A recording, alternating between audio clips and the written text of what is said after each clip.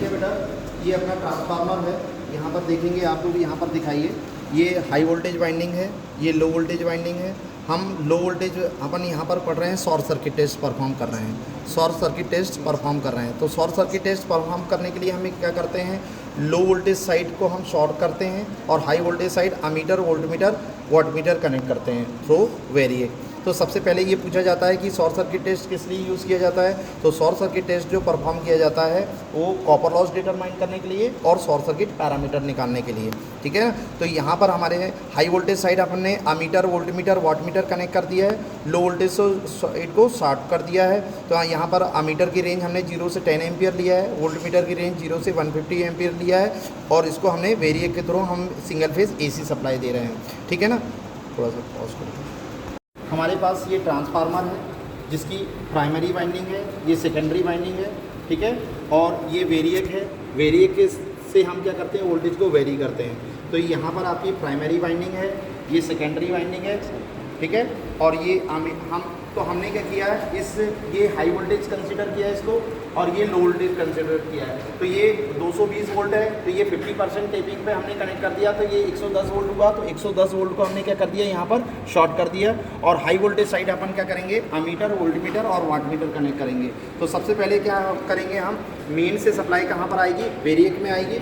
Main से supply variac में आएगी। वेरिएक के 2 टर्मिनल ये है। सबसे पहले हम क्या करेंगे, आप सबसे पहले ये देखेंगे, सबसे पहले मेन से सप्लाई कहाँ पर देंगे अपन, सप्लाई से जो आएगी वो M पे आएगी। तो यहाँ पर देखेंगे, ये इससे सप्लाई यहाँ पर दिख रहा होगा आपको, ये L, M और C और ये V, 4 टर्मिनल होते हैं वाटमीटर में, L, M, C, V होते हैं। तो सबसे पहले अपन ने मेन से सप्लाई कहाँ दे दिया, वेरिएक से सप्लाई अपन ने M वाले टर्मिनल में कनेक्ट कर दिया, ये देखिए M वाले टर्मिनल। और फिर उसके बाद क्या किया, M और C को शॉर्ट कर दिया।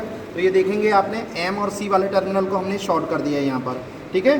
फिर हमने यहाँ से L वाले टर्मिनल से निकाला, L वाला टर्मिनल ये है, हाँ, L वाले टर्मिनल से हमने क्या लगा दिया, अमीटर लगा दिया, ठीक है। तो आप देखेंगे यहाँ पर हमने क्या लगा दिया, ये अमीटर लगा दिया। L वाले टर्मिनल से हमने ये अमीटर लगा दिया। अमीटर का जो दूसरा टर्मिनल है किससे कनेक्ट है, वोल्ट मीटर से। तो इसका दूसरा टर्मिनल हमने क्या लगा दिया, वोल्ट मीटर से कनेक्ट कर दिया, ये वोल्ट मीटर से लगा दिया।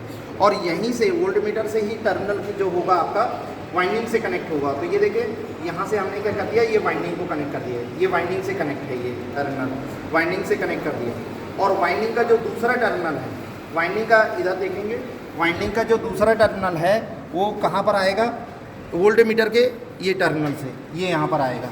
और वोल्ट मीटर का जो दूसरा टर्मिनल होगा वो कहाँ पर जाएगा, वाट मीटर के V वाले टर्मिनल से। वोल्ट मीटर का V वाला टर्मिनल कहाँ जाएगा, वोल्ट मीटर से। और यहीं का वाट मीटर का V वाले टर्मिनल से क्या कर देंगे, वेरिएक से कनेक्ट कर देंगे।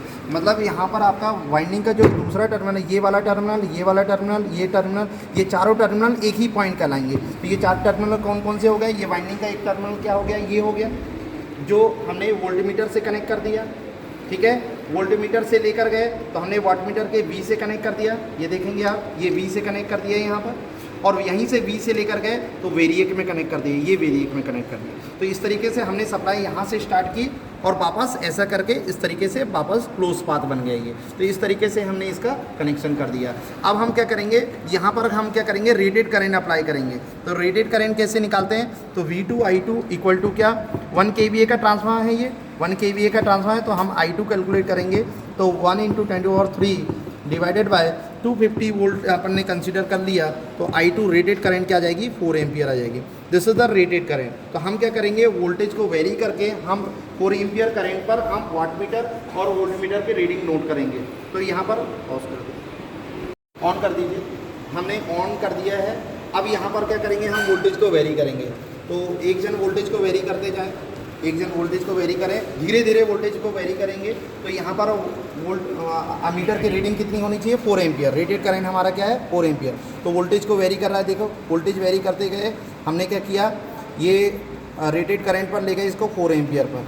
ये 4 एम्पियर आया, हाँ हाँ 4 एम्पियर ले जाओ और ले जाएं, ठीक है, 4 एम्पियर आ गया। तो 4 एम्पियर आए, शॉर्ट सर्किट रीडिंग क्या हो गई आपका, 4 एम्पियर हो गया।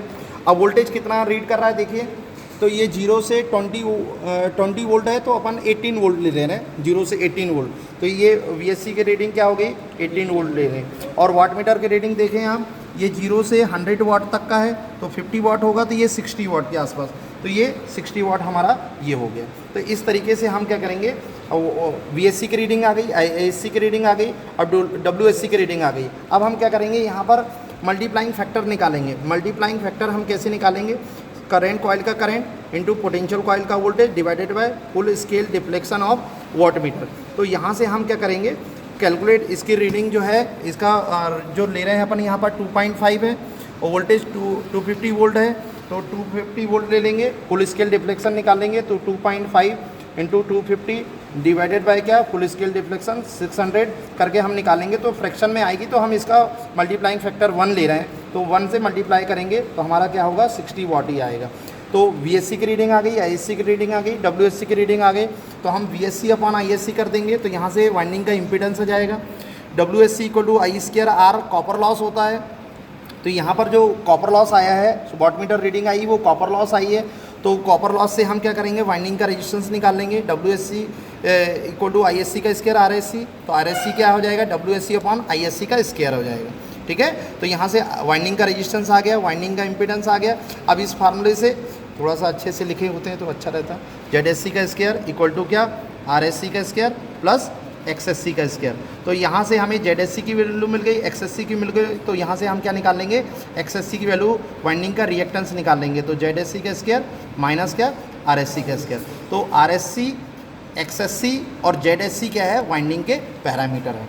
ठीक है, तो भाई स्टूडेंट सभी को समझ में आ गया होगा। ठीक है, तो ये अपना जो रहा है short circuit test to perform the short circuit test of a single phase transformer. ठीक है, धन्यवाद।